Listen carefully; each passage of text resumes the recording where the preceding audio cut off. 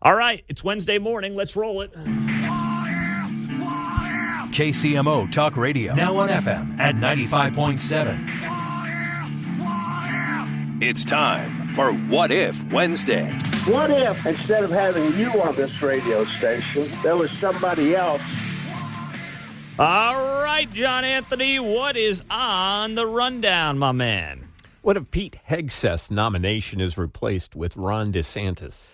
Well, Ron DeSantis will get confirmed in a heartbeat if Trump does pull the plug on Hegseth like he did Matt Gaetz, and it would be the old tap him on the shoulder and say, listen, man, it ain't going to happen.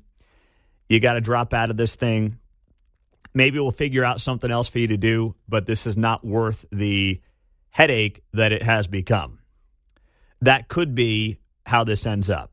Now, as of this morning, according to CBS News, Donald Trump is telling Pete Hegseth to continue to fight for his nomination. He has been doing meetings on Capitol Hill over the last few days, so it's something to obviously watch. But if Ron DeSantis, the governor of Florida, is handed the reins to the Department of Defense, he will get confirmed in a heartbeat.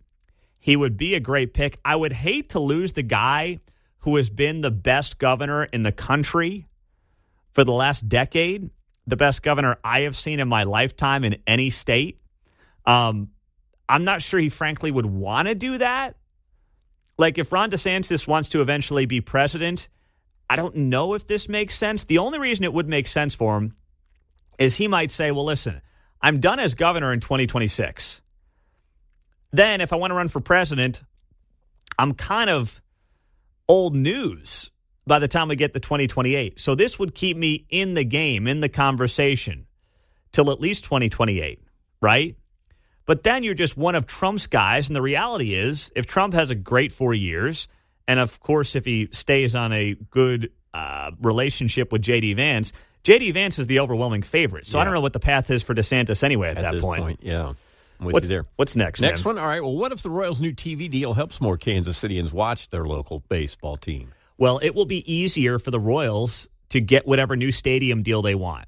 Like, yes, they got to the playoffs last year. It was really exciting. But the biggest problem for the Royals is not just that it's now a Chiefs town because of their success, but it's also that I can't watch a game.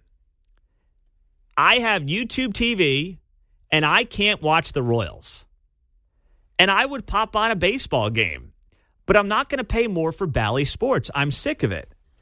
I'm not going to pay more of these, apps, especially with the team being as bad as they've been. And even with the Royals being good. I mean, it's one of those things where I would pop a game on, but I was not going to pay $20 a month for the possibility of occasionally popping a game on, especially when these games start at 6 o'clock at night, 7 o'clock at night, and that is total chaos in my house with 3 little kids.